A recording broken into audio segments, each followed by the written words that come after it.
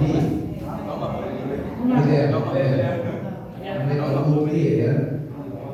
มันคนลุกเลยไม่ได้คือเรื่องสาระนี่เอาหนังนะดูเอาไปนี่เรื่องการดีหมดเลย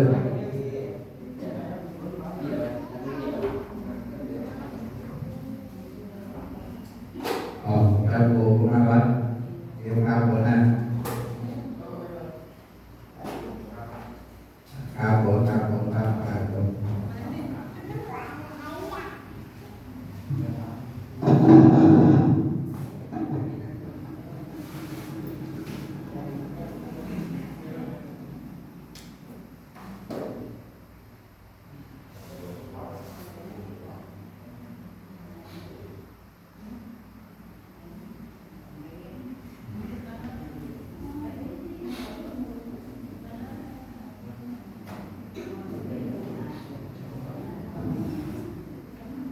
เดินขึ้นมาตรงไหน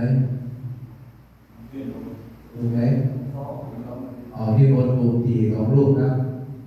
ใจภูมิทีของรูปภูมิหนึ่งคือเทียนจำนวนรูปหนึ่งเทียนจำนวนรูปหนึ่งคือ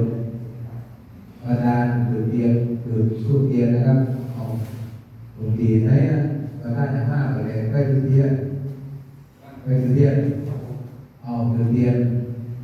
รูปหนึ่งหรือให้ประธานดูครับโอเคเดินนะเดินกับรูปเทียนไว้ประธานกลางก่อน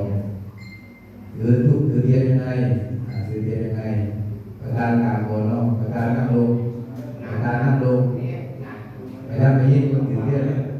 ไม่ได้ไปยิ่งประธานนั่งลงก่อนนั่งแล้วก็กราบเท้าข้างบนประธานให้ดูเท่าไหร่ประธานกราบครับนี่แหละเป็นประธานกราบครับเอาคนยืนเทียนได้เอาจุดเทียนด้านซ้ายมือของเราขวามือของพระก่อนที่หันจุดเทียนโล่งเลยจุดเทียนซ้ายมือของเราขวามือของพระจุดเทียนเก็บไปจุดทูปมีความหมายครับข้อที่หนึ่งพระอะไรครับพระบริสุทธิ์ที่คุณพระมหาการิพระปัญญาที่คุณพระ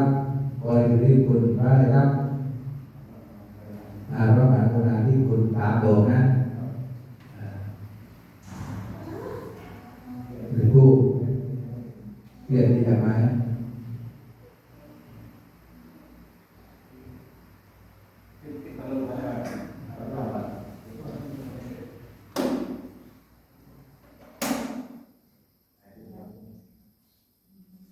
หรือทูปตามโดม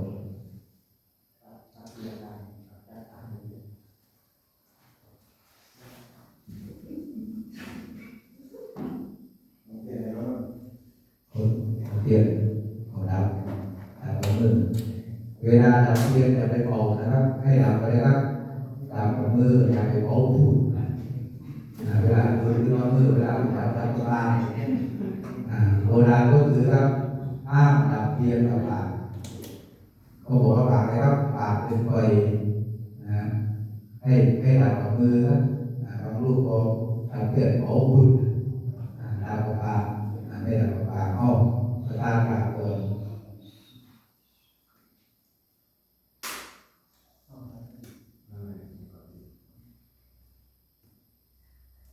คนอยู่จะโดนด่าคนโดนด่าให้ขับรถกันนะให้ตาด่าก่อนแล้วคนอื่นจะโดนด่าทีหลังไม่ขับรถกันอันนี้บนรูปเป็นนาทีเดียวการหมดคือเทียนปีแล้วนะคือเทียนปีแล้ว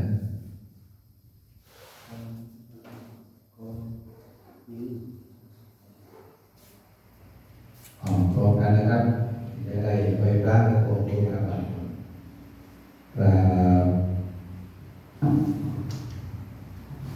ต เราเอ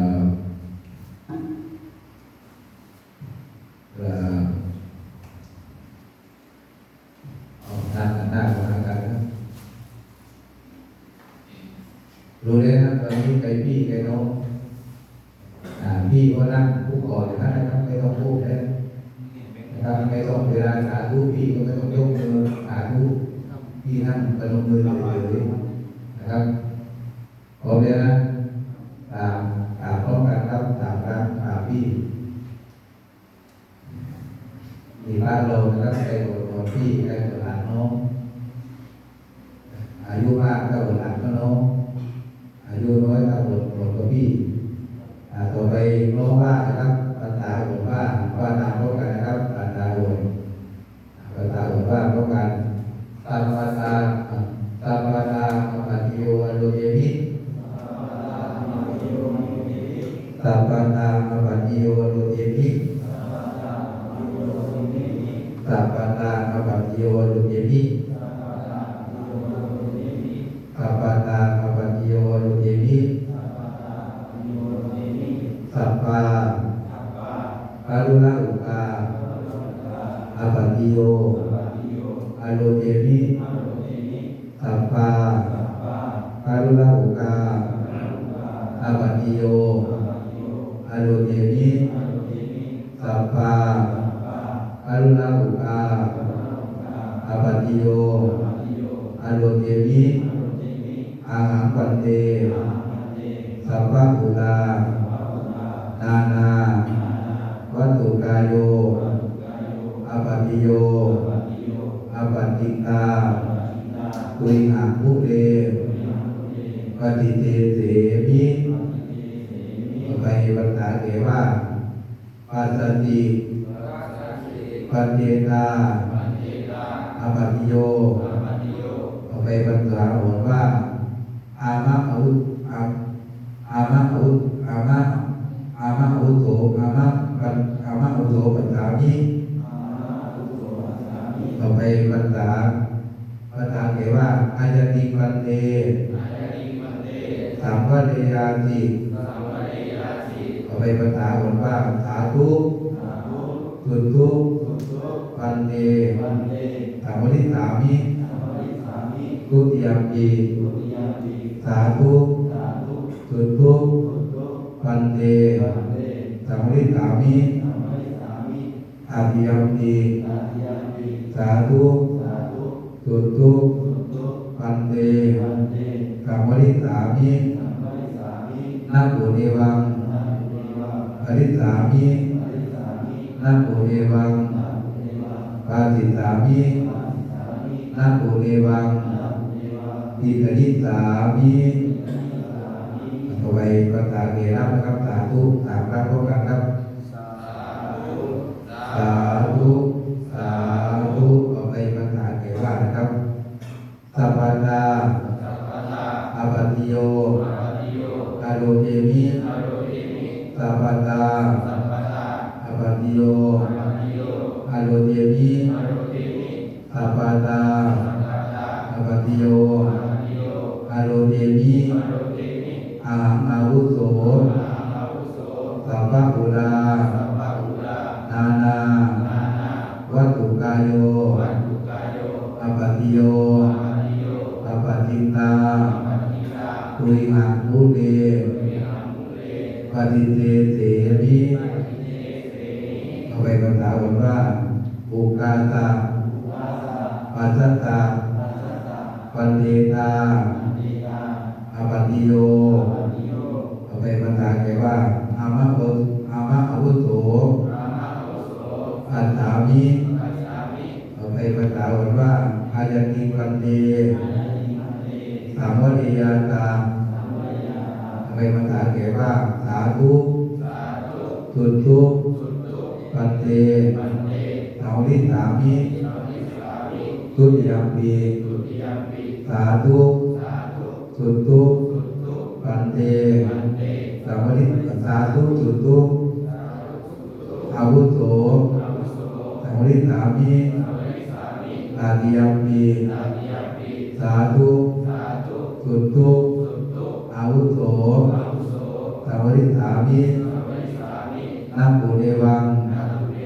กริสามินะโมเดวังปาจิสามินะโมเดวังอิตติสามิต่อไปน้อมรับสาธุสามครั้งครับสาธุสาธุสาธุเอาน้อมกราบสามครั้งครับ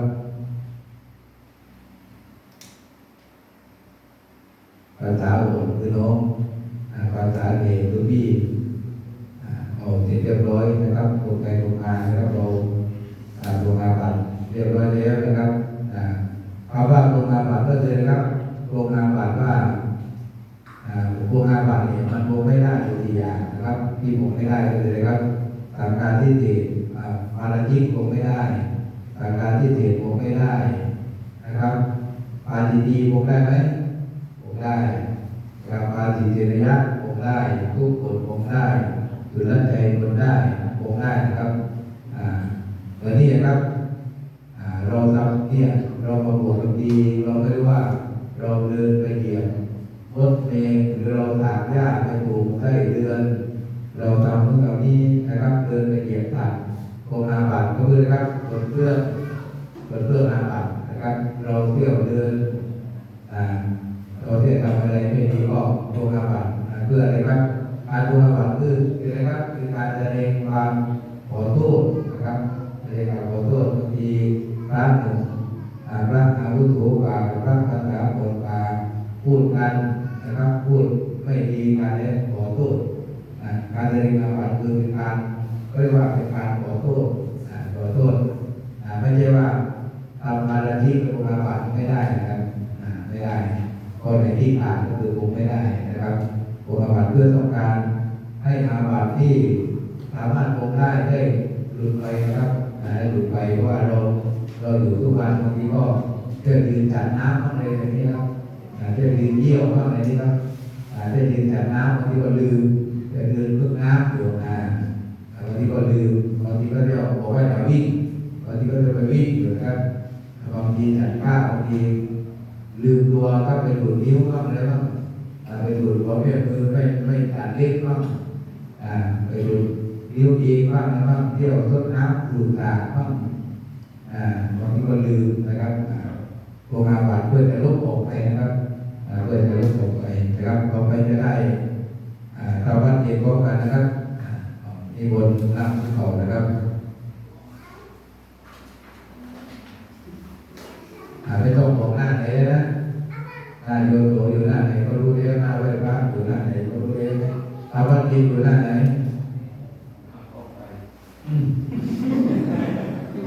จีหน้าไหนเข้าวัดเย็นหน้าไหนครับหน้าที่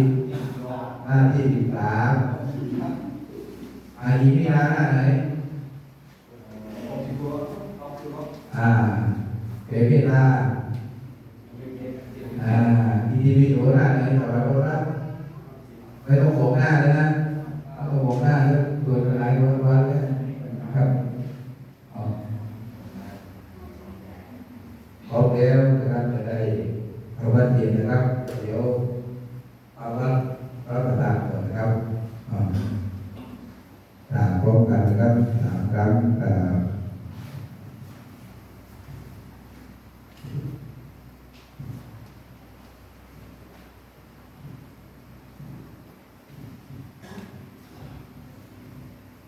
เดี๋ยวเราวัดพระนอนถ่ายภาพก่อนนะครับดีของตึกครับเราวัดพระนะครับทุกครั้งที่เราสวดมนต์อย่างนี้เราจะได้เราวัดพระพร้อมกันนะครับภูกาสะวันตามิปันเตสัพพะนาปาราตังขมะขะเทปันเตมะยาปะตังบุญยังสามินาอนุโมทิตาปังสามินาปะตังบุญยังมะยังอาตปังสาธุสาธุอนุโมทามินะโมครับสัพพังอปาราตังกัมมะตะเมปันเตครับปุกาสะคะวาระตะเยนะอะตังสัพพะ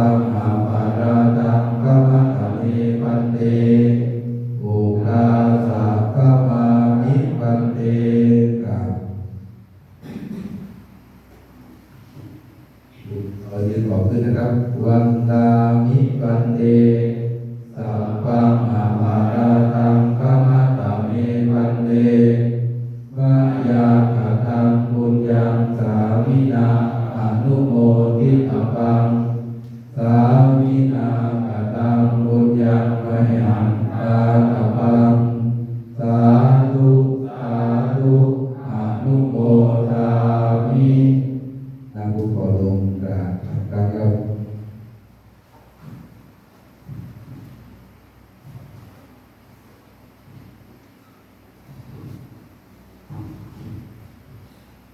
เดี๋ยวเปิดหน้าโยโสนะครับโยก็เปิดหน้ากอไก่นะครับหน้าโยโสโยโส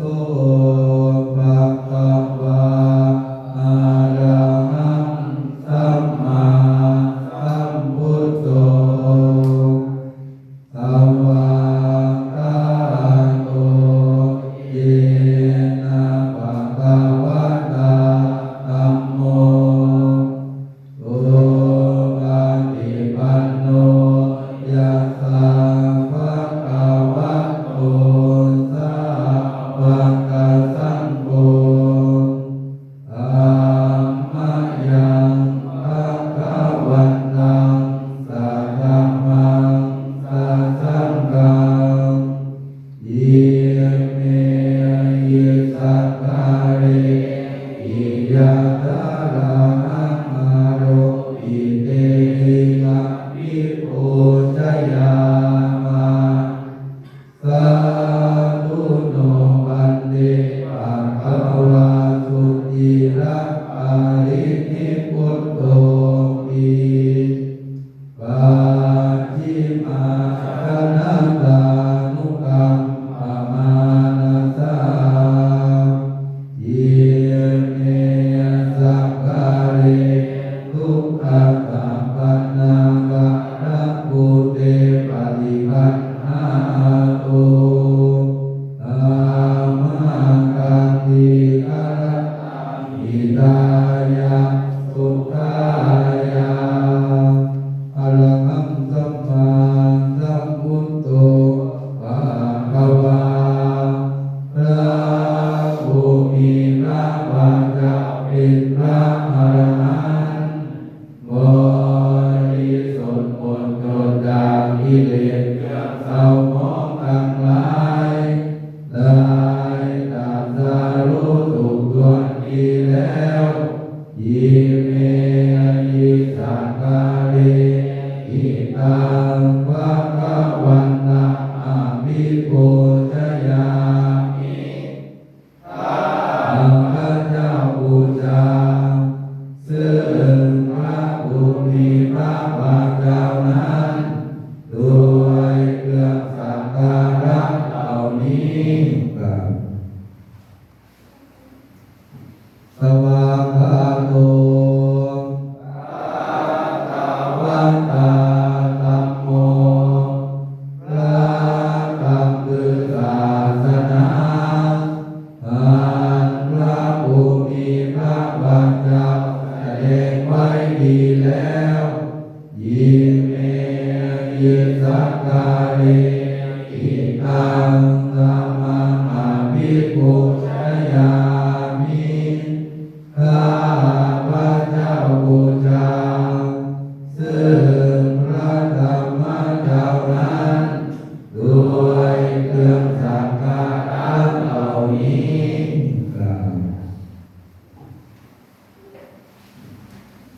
สุปฏิปันโนภะคะวะโตสาวกสังโฆหมู่พระสงฆ์ผู้เชื่อฟังของพระผู้มีพระภาคเจ้าปฏิบัติดีแล้วอิเมหิสักกะเรอิตังสังฆังอะภิกขุจยา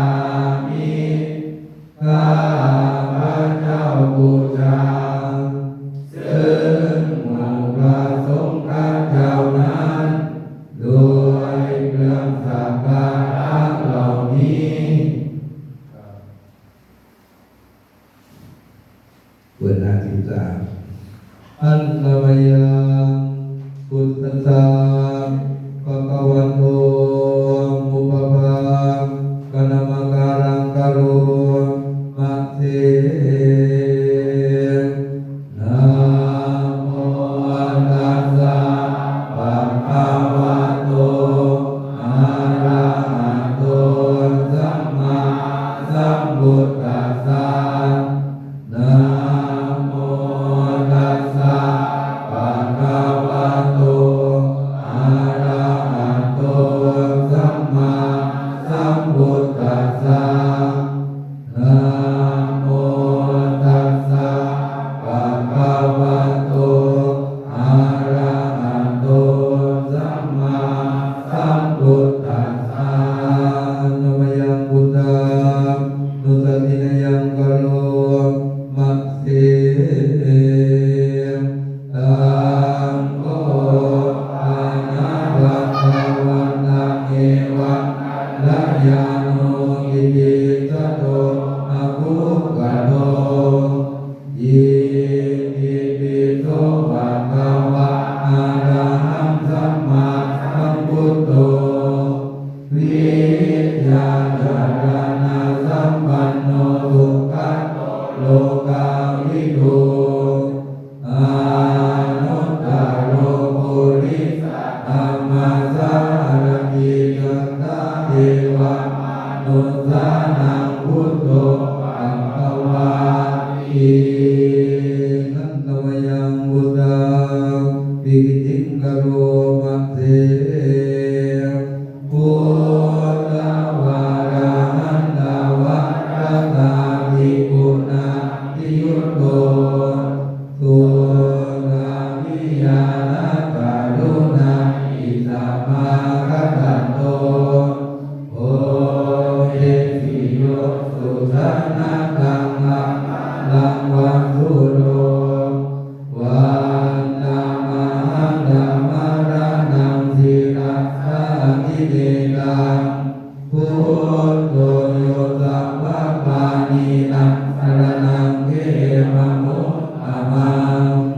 ปานามานุสติทานังวันตามิตังสิเรนังพุทธัสสะหัสสะมิตัสโสวะพุทโธเมธะนิกิยสัตโตพุทโธทุกขัสสะกานาจัมมิตาตาจังอิทัสสะเมพุทธัสสะหังนิยาติสาธิรันติวิตังอิทังวันนันโตมัจจาริสามิพุทธัสเสวะอุโบทิตังนาทิเมสรณังอัญญังพุทโธเมสรณังวรังเอเกนะสัจจวัชเชนะวัตตยังสัตตุสาสเมพุทธังเมวันนะเอนะยังบุญยังกตุตังอิทังสัมเวทินันตายามิมายิสุตตัสสะติตัสสะขอมองลงครับอาเยนะวะกายวัตตินัสสะวะปุติทุกขัมปังปัตตปังมัจจายังพุทโธปฏิกัณฑ์ทุกขันจยันตังกาลันตะเดสังวาทิทุกขพุทเตอันตมยังกัมมังนุสตินะยังกโรมะเสสวากาโตภะคะวะตาธัมโมสันติโกอาคาอิโกเอหิปัสสิโกโอปานะหิโกปัจจตังเวทิตาโพวิญโยหิอินมยังธรรมังปิกิติงกโรมัสเสสวากาตาทิพุทธโยกะวันเทนัสโยโย มัคคะปะคะปะอิยัคขิวิโมกขวิโตธัมโมปุโรกัปปะนาทังนาคาลิกาลีวันธรรมหันตมหาดังวัดดังมะเมตังธัมโมโยสัพพะปานีนังสรณังเขมะมุตตมังทุติยานุสติทานังวันตามิตังทิเรนะธัมมัสสะสะมิตาโสวัคคัมโมเมธามิกิสโนธัมโมทุกขสังฆานาจักขินานาจักขิตาสเมธัมมัสสังนิยาเตมิสาลีนันจิมิตังกิตังวันตันโตหันยาริสามิตัมมัสเทวะสุตัมมะตังนาทิเมสรณังอัญญังธัมโมเมสรณังวรังเยเตนะสัจจวัชเชนะวัตเตยังสัพพุทธัสสะเนธัมมังเนวันนะมาเนนายังปุญญังปทุตังอิทังสัพเพปิอันตรายามิมาเยสุขัสสะเทตัสสะเอาดูครับอาเยนะปัจจายวัตเตตัสสะวะธัมเมกุกัมมังปะทะวัมมายายะธัมโมปฏิคันหาตุหัตถยันตังกาลังนาริสัพพะริตุงวัฏฏัมเมอันธมยังสังฆานุสติระยังกโรมะเตสุปฏิปันโนภะคะวะโตสาวกสังโฆโอสุปฏิปันโนภะคะวะโตสาวกสังโฆยายะปฏิปันโนสาวกสังโฆสามีจิปฏิปันโนภะคะวะโตสาวกสังโฆญาณิทังสักาลิปุริสายุกาลิหัตถปุริสาภูคลาเอสะภะคะวะโตสาวกสังโฆอาหุนายโยภาหุนายโยทักขินายโยอัญชลีอรณิโยอานุตตรังบุญญาเกตังโลกัสสามิอันตมยังสังฆาปิกิติงกโลมาเตสัทธามัตโตสุปฏิปันติพุทธามิยุตโตโยนะภิโตอาริยบุคคลสังฆเตโตสี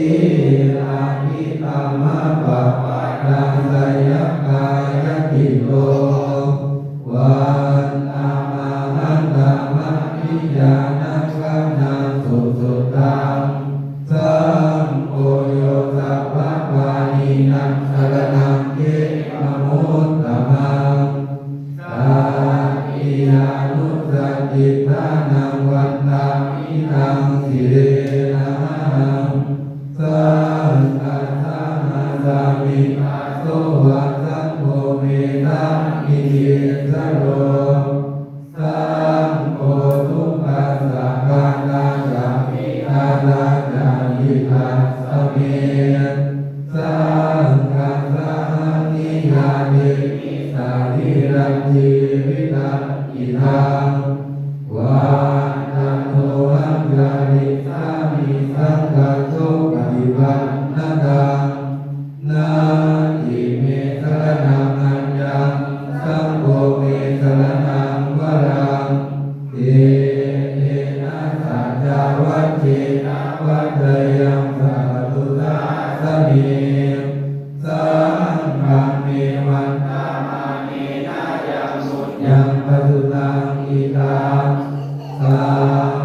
ปิอันตรายามิมาหิทุกขัสสะเอ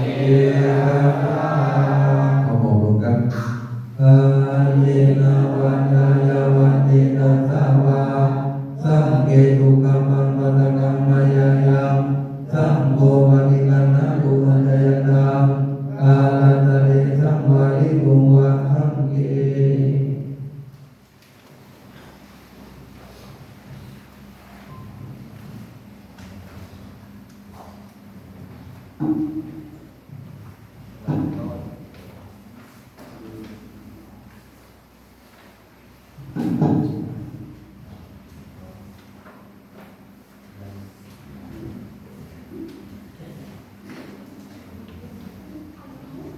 คืนนี้ก็ส่วนหน้า11นะครับหน้า11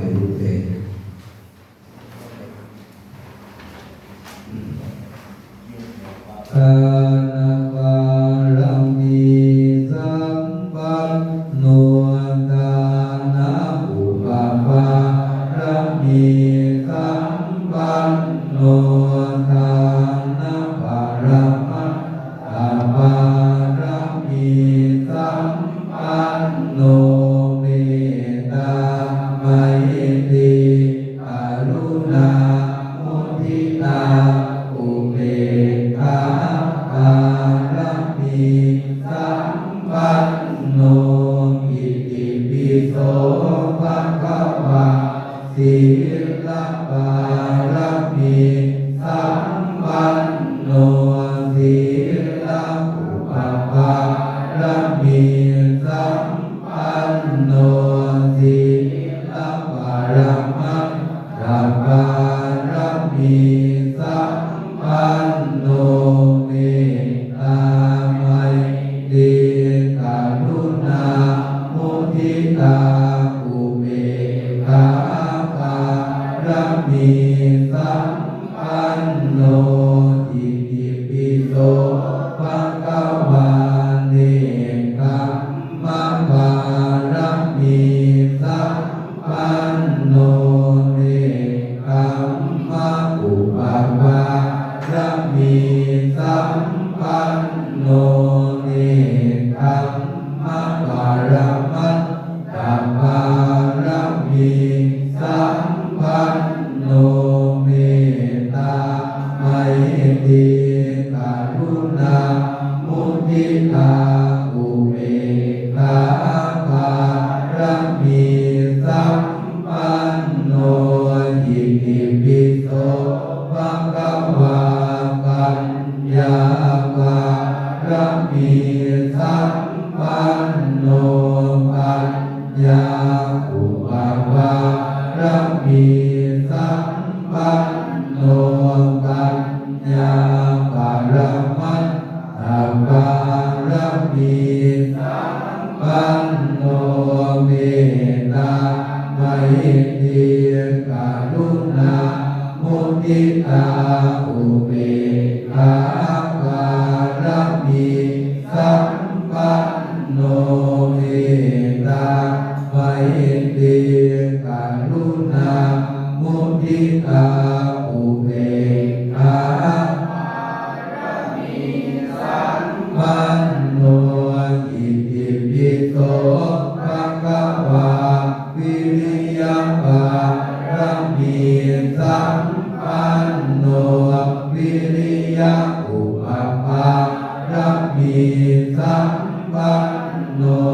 วิริยปรมัตถปารามี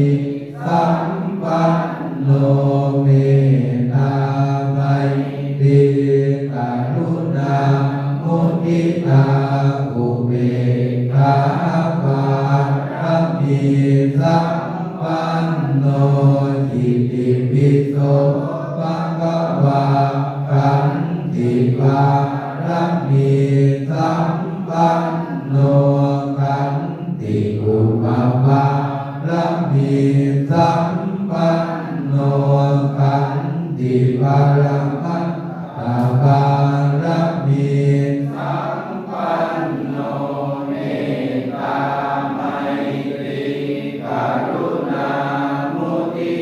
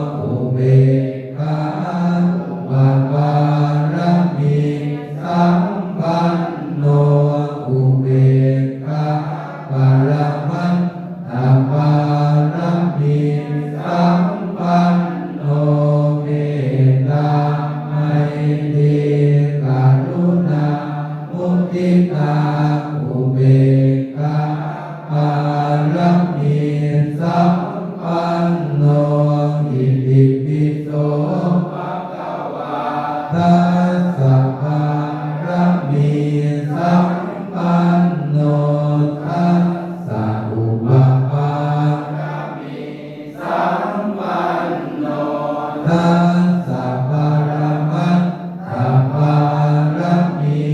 สัมปันโนเมตตาไมตรีกรุณา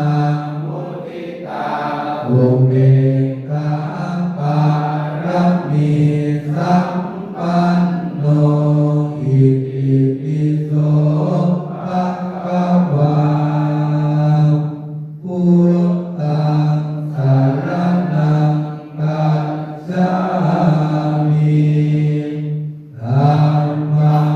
สรณังคัจฉามิ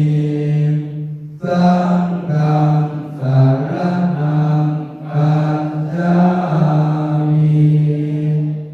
นะมามิหังเดี๋ยวเปิดไปเรียนพระพุทธมนต์นะครับหน้าที่33นะครับ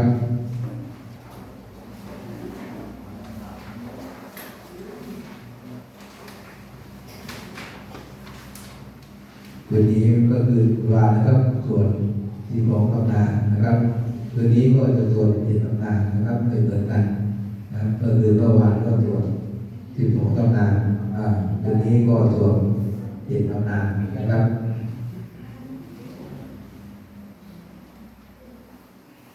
สัมมันตา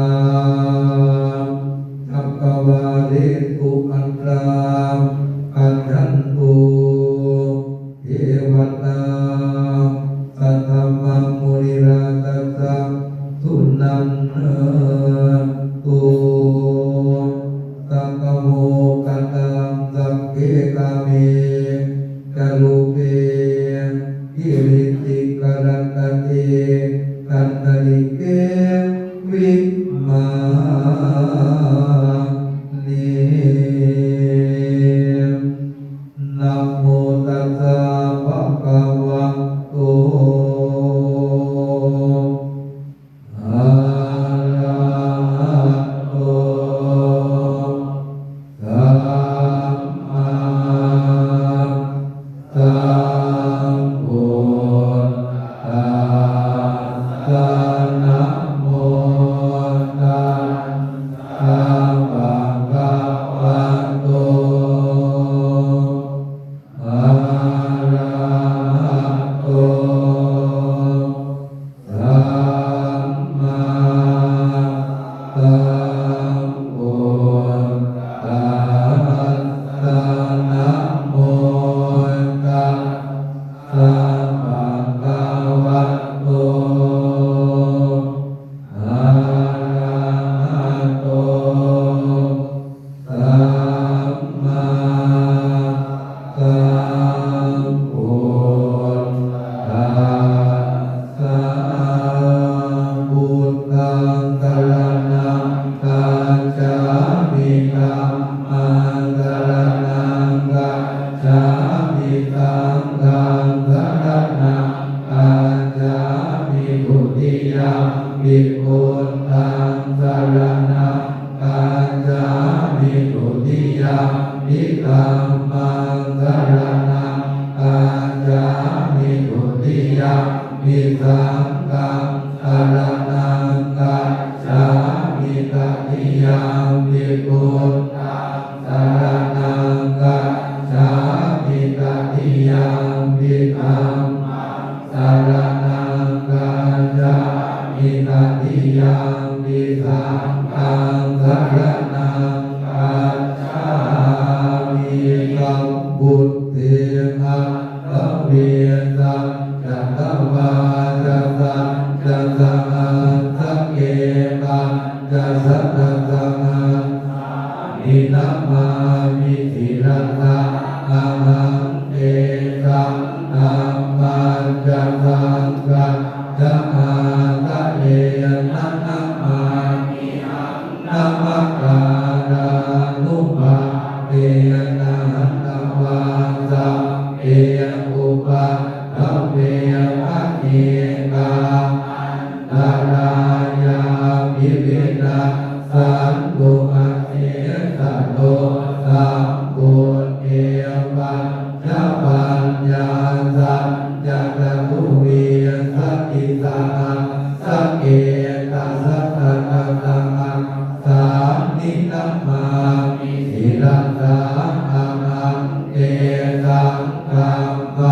ยัสสังกัญญามาอิหังนัมกาลังนุภาเวนะหันทวะคาเวอุปะคาเวอันเนกังอะรายามิวินัสสันตุอะเสสะโตสัมบุญเตนะวุอะระหะเตอะระจานานิสักเกเวสักขิสักขะสัมมัสสานินัมมา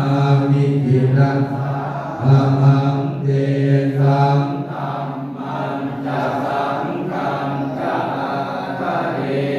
นามามิหังนัมการานุภาเวนะหันตวาสัพเพอุปาทเวคันติกาหันตรายามิวินาสันตุอันเทโอหน้า41ครับ41หน้า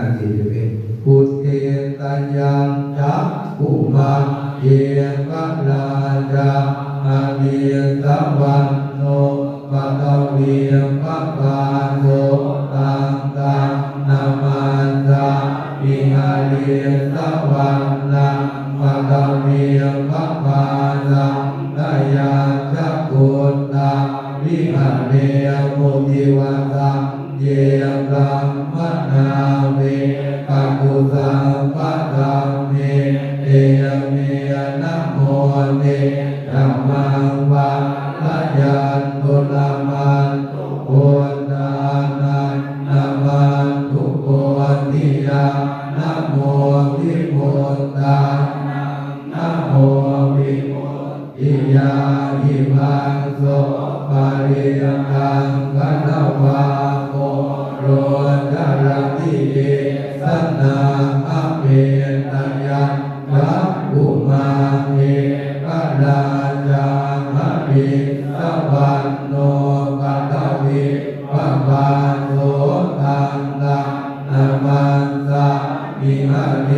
ตวันนังปัตตวีปะปาตังนายัญจักขุตังวิหะเร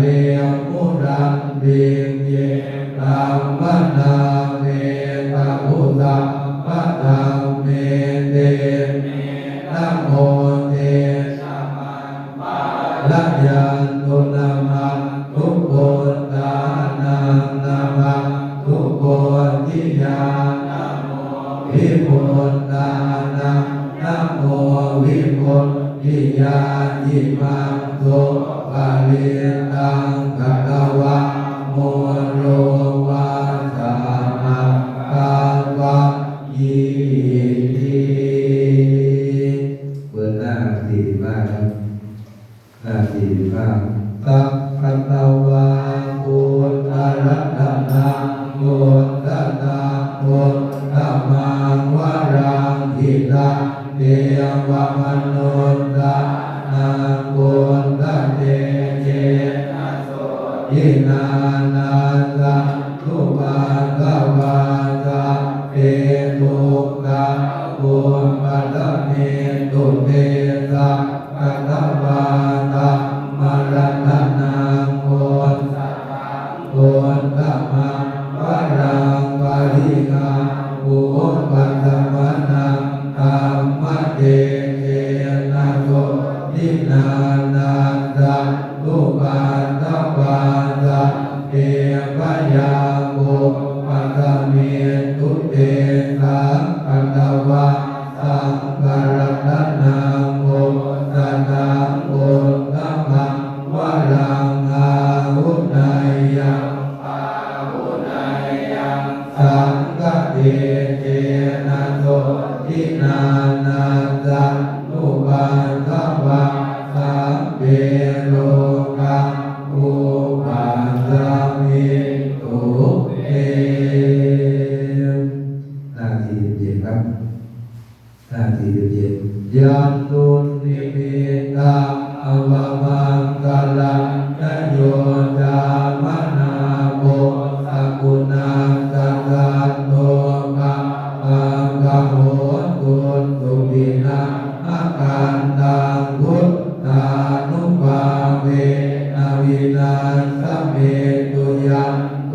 นิมิตังอวมังกัลลังชโยจามนาโมสัพพุนาสัสสะโตปาปัปปะโหตุนสุขินังอาการตังมานุภาเวนะวินาสเมตุยังตุนิมิตังอวมังกัลลังชโยจามนาโมสัพพุนาสัสสะโตปาปัปปะโหตุนสุขินังอาการตังอานุภาเวนะวินาสเมตุทุกขปัตตา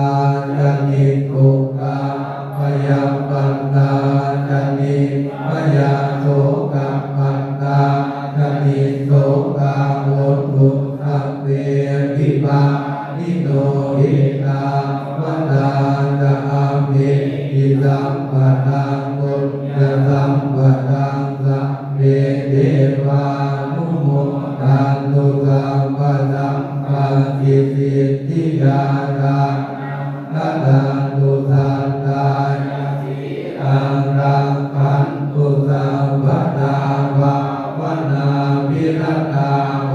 ตุกันตุเทวตาคัตตาสัพเพพุทธาปัตตาปัจเจกานังชยังพลังอรหันตานังจะเตเจนะรังคันวันนามิสัมมาโตเปิดหน้า52ครับบทสุดท้าย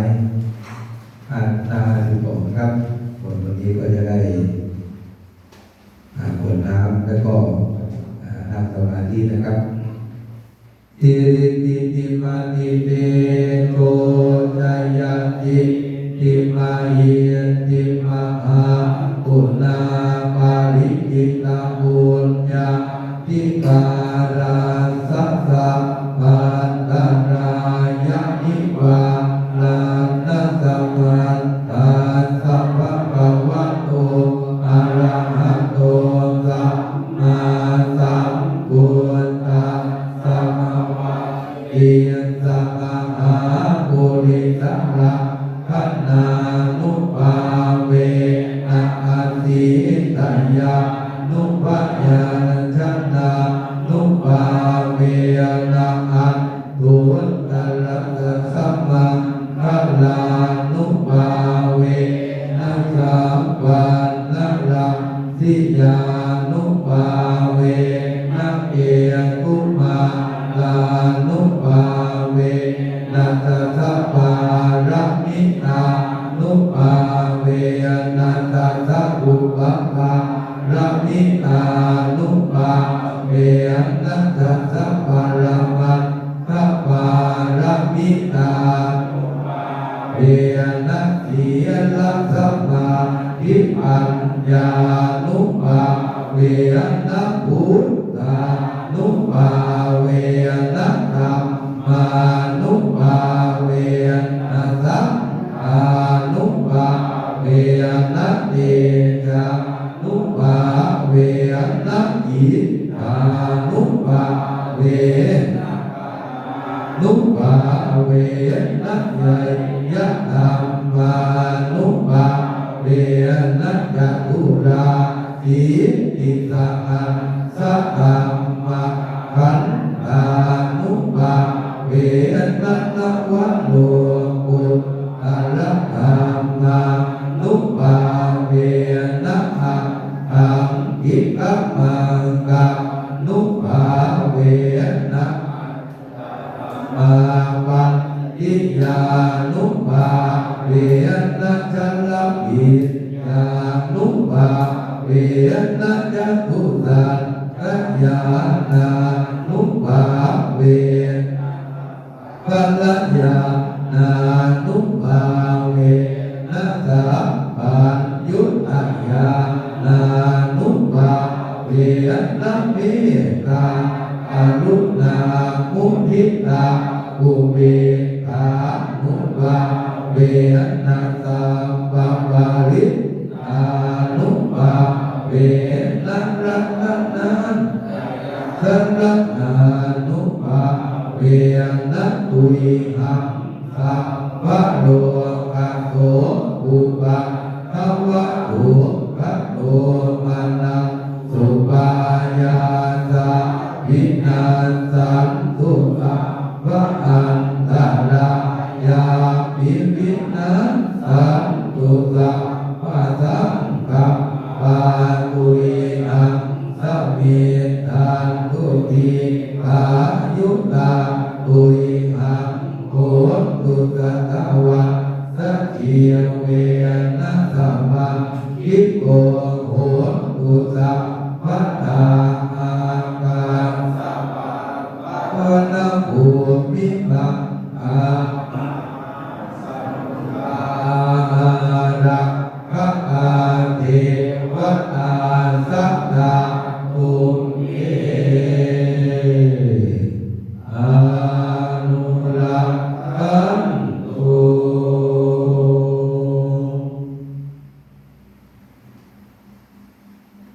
นะครับก่อนที่จะได้กรวดน้ำเราแล้วก็ไปเมตตาต่อไปก็จะได้นิมนต์ลูกๆนะครับได้นั่งเท้าขวาทับเท้าซ้ายนะครับมือขวาทับมือซ้ายตั้งกายลงกับลงสติมั่นนะครับเท้าขวาทับเท้าซ้ายมือขวาทับมือซ้ายแล้วก็นั่งตัวตรงๆครับที่หลังตัวตรงๆให้การกำหนดหายใจของเราได้เป็น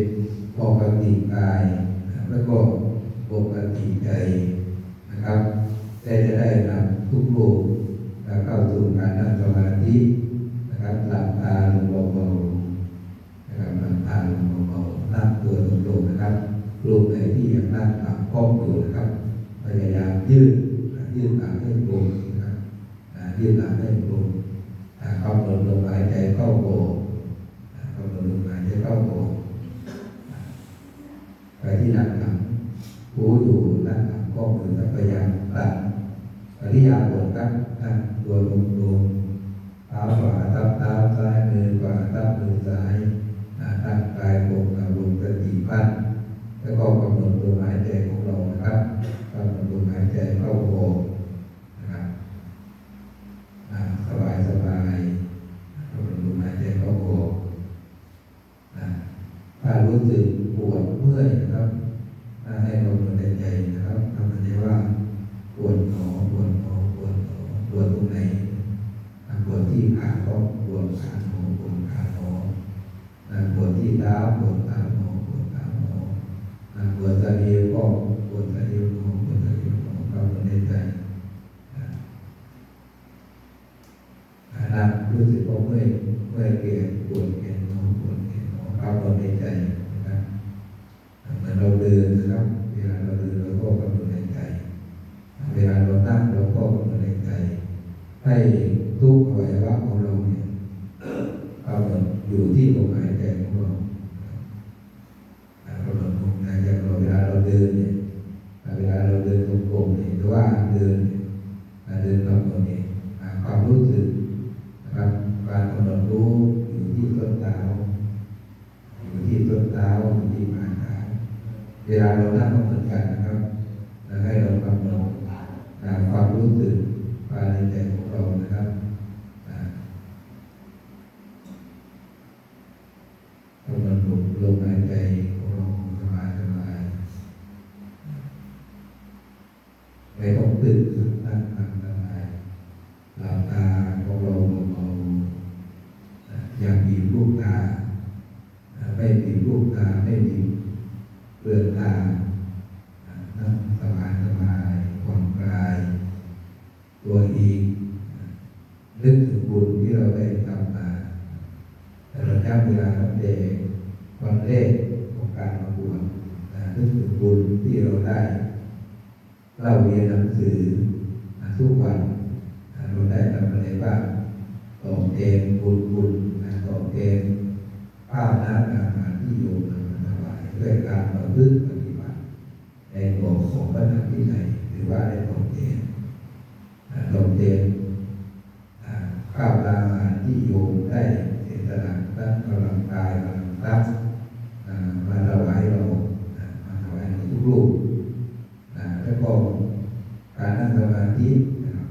ทิศส่วนบุญเพื่ออุทิศถวายเป็นพระกุศลแด่พระสมเด็จพระนางเจ้าสิริกิติ์พระบรมราชพระราชนีบดีหลวงในรัชกาลที่9แล้วก็พระบุญถวายเพื่อถวายอุทิศไปให้กับพระเดชพระคุณมาที่ได้เสด็จสู่สวรรคาและทั้งสองพระองค์และก็ให้เป็นบุญกุศลกับหลวงพ่อหลวงแม่ของเราในการพูดดีในการพูดชอบของเราในรัฐในการเข้ามาบวชในการศึกษาธรรมะเรียนรู้ตัวเองเพราะฉะนั้นให้เป็นบุญกุศลกับผู้ที่ลงรับไปแล้วนะครับรูปไหนที่บวชแก้บนก็ขอให้ทุกท่านที่ได้อยู่นั้นตอนนี้ก็ได้มารับส่วนบุญส่วนบุญส่วนที่ลูกหลานได้กระทำให้นึกดูบุญส่วนที่เราต้องการได้กระทำมาให้เป็นวาระปัจจัยให้ดวงจิตวิญญาณของผู้ที่รับไปแล้วได้มารับอานิสงส์ผลบุญที่เราได้กระทำในการประกอบบุญความดีในทางพระพุทธศาสนานะครับให้บุคคลทั้งหลายนะครับจะเป็นเจ้ารัฐเจ้าวาเจ้าป่าเจ้าเขาคนทันภูมิเทวดาทั้งหลายที่อยู่ที่นี่พญานาคสิ่งศักดิ์สิทธิ์ทั้งหลายที่ปกปักรักษาวัดพระธรรมโลกไม่ว่าจะเป็นต้นอย่างไม่ว่าจะเป็นท้าวเวสสุวรรณไม่ว่าจะเป็นสิ่งศักดิ์สิทธิ์ทั้งหลายที่มีฤาษีตาเปยท้าวเวสสุวรรณพวกอย่างผู้สร้างวัดแล้วก็สิ่งศักดิ์สิทธิ์พระนวลประจำวัดหลวงปู่แล้วก็ภูมิเทวดาอารักษ์ที่ปกปักรักษาวัดพระธรรมโลกสุดตันเจ้าที่เจ้าทางเจ้าป่าเจ้าเขาเจ้าปลิวให้มารับของส่วนบุญกุศลที่เราได้กระทำและก็รับผลโมทนาในส่วนงานจิตที่เป็นกุศลของเราด้วยครับการนี้ไปก็จะได้แล้วก็สู่การทำสมาธิสักพูดถึงครับโตสมบูรณ์เวลาที่ผมพูด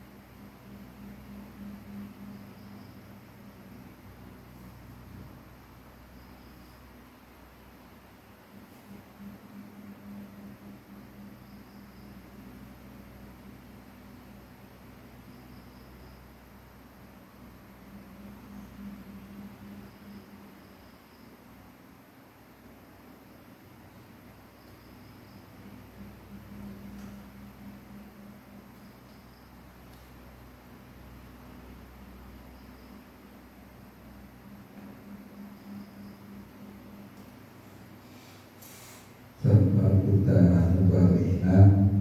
สัพพะธัมมานุภาเวนะสัพพะสังฆานุภาเวนะสัทธาโสติปัพวันตุเตเราไปกวดน้ำกวดดินนะครับเปิดไปหน้ากวดน้ำหน้าไหนหน้าไหนครับโอ้ดีโบกไหมเปิดไปหน้ากวดน้ำนะครับที่เราต้องทำกิจกรรมนี้นะครับคืนนี้วันนี้กี่ทุ่มแล้วเป็นครึ่งนะครับจะได้ทำกิจกรรมจะไม่ถึงคืนนะครับเอาเดี๋ยวกดน้ำร่วมกันนะครับอัตตมยังมุทิตนานิกานาคาตาโยปนามะเสอิมินาบุญญากรรมเมนะอุปัจจายาคุณุตตราอาดาริโยปะการะจัมมาตาปิยะตะกาปิยะมะมังตุริโยจันติมาราจาคุณวันลานานาปิกาพระมะมาราจายินราจาตุโลอัปปาลากเทวตายาโมมิตามนุตตะธรรมจัตตาเวทิตาปิยาสัพเพสัตตาสุขิโหตุปุญญานิพพานานิเมสุขังยะเทวิตังเตโตกิวังปาเปอโภมะตังอิมินาบุญญากรรมเมนะอิมินาอุทิเสนะจังอิปะหังสุลัพเพเทวะอันอุปาทาอันเทระนังเยสันตาเนอินาธัมมายาวะนิพพานะโตมะมังนาสัตตุสัพพะทาเยวะยัตถะธาโตภเวภเวปุถุกิตังสันติปัญญาสันเลโกวิยัมปินามาราลาปัตตุโนกัสสังฆาตุยัมปิเยสุเมพุทธาทิปะวะโรนาโตธัมโมนาโตวรุตตโมนาโตปัจเจกพุทโธจะสังโฆนาโตอโลมะมังเตโสตัมมานุภาเวนะมะโลกาสังฆปันตุมาปัญจมาเลทิเนนาโตปันโตสัพโพติมุตตมังตาตุสัจจังปักขังเอสิมหาเวรังสัพพะพุทเทนะมามิหังเอเตนะสัพเพมาลาภลายันตุกัมโนยันนังโหตุสุขิตาโหตุยาตาโยเราไปเปลี่ยนนิทานพร้อมกันนะครับหน้า9นะครับสัพเพสัตตาสัตว์ทั้งหลายที่เป็นเพื่อนทุกข์เกิดแก่เจ็บตายด้วยกันทั้งหมดทั้งสิ้นอาเวลาโหตุจงเป็นสุขเถิดอย่าได้มีเวรแก่กันและกันเลยอาพยาปชาโหตุจงเป็นสุขเถิดอย่าได้เบียดเบียนซึ่งกันและกันเลยอานิกาโหตุจงเป็นสุขเถิดอย่าได้มีความทุกข์กายทุกข์ใจเลยสุขีอัตตานังปริหารันตุจงมีความสุขกายสุขใจ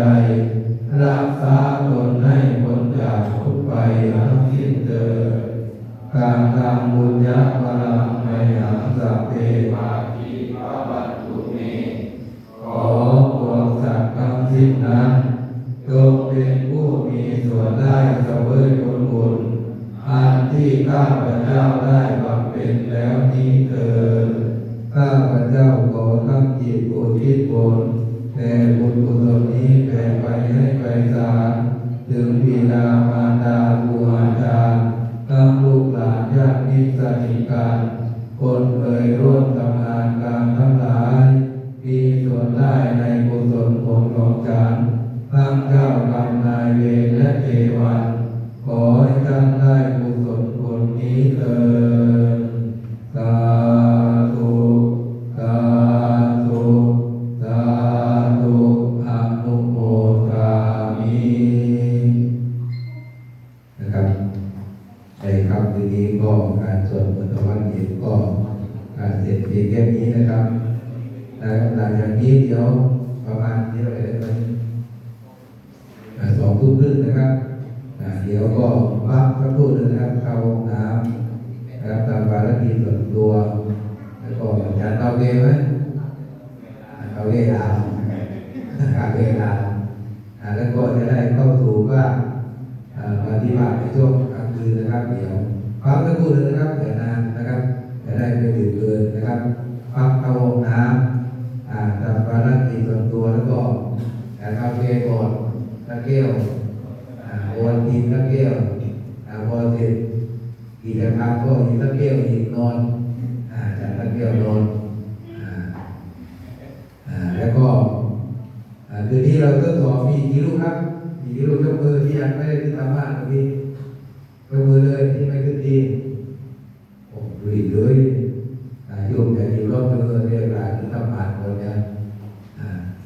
คือธรรมะทีละลูกนะครับฝึกไว้นะครับฝึกไว้ครับวันพรุ่งนี้ก็จะได้เข้าสู่วิชาสุดท้ายนะครับในโจงการขึ้นโยนาโตโตนะครับโยมโตโตเราจะตั้งวันเย็นเรียววันนี้นะพี่โยนาบุญมีพอจะตั้งวันเย็นตั้งดีหกนะดีหกนะที่ห้องจวนที่เจ็ดเจ็ดนะครับอาจารย์เดี๋ยวเรียกว่าเรียนเจ็ดหลานใดนะครับ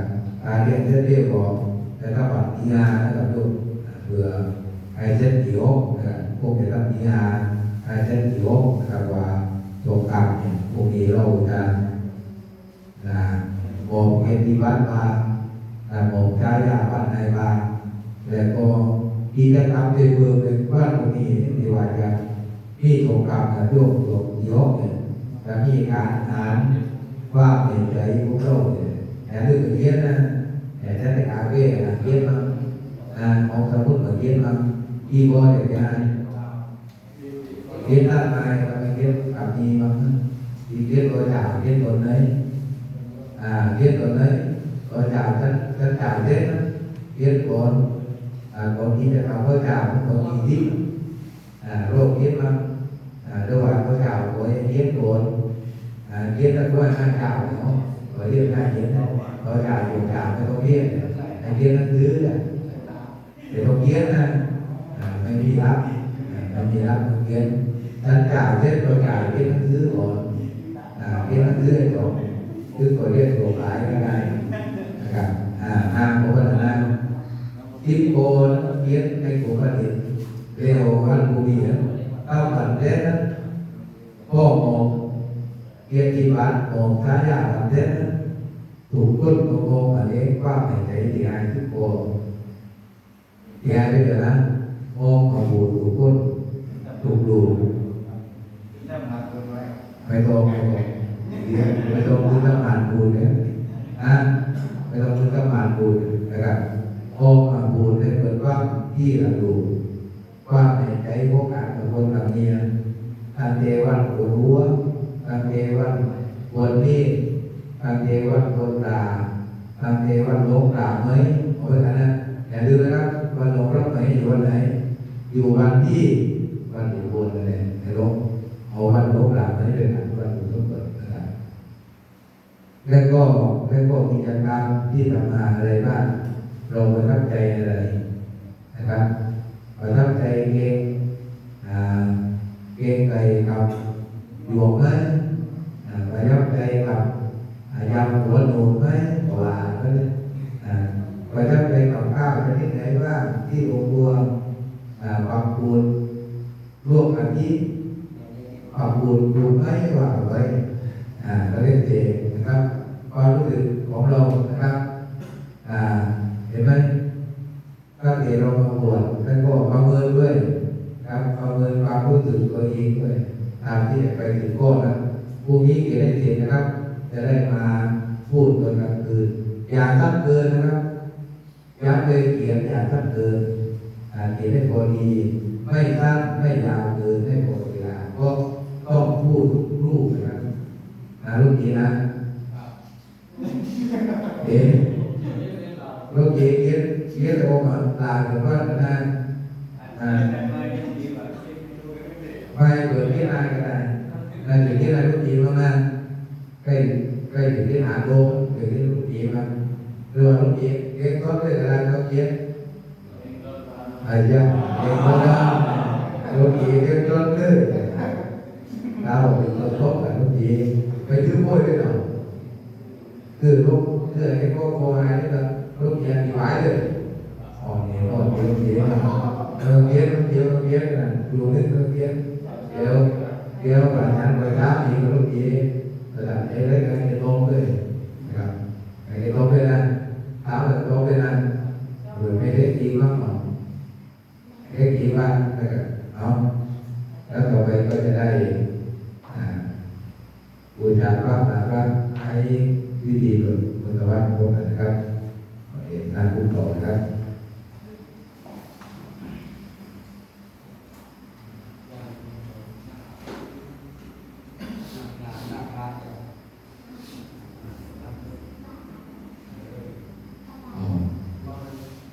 อะระหังสัมมาสัมพุทโธภะคะวาพุทธังภะคะวันตังอะภิวาเทมิสวากขาโตภะคะวะตาธัมโมธัมมังนัมมัสสามิอุปฏิปันโนภะ